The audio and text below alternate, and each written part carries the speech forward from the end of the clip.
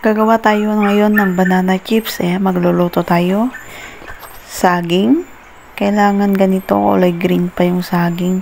Binalatan ko, ganyan na siya, yung mga balat niya.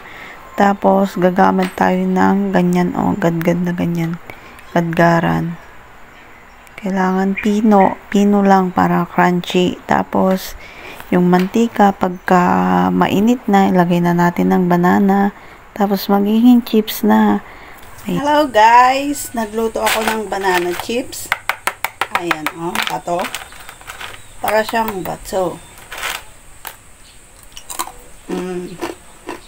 Crunchy. Yummy.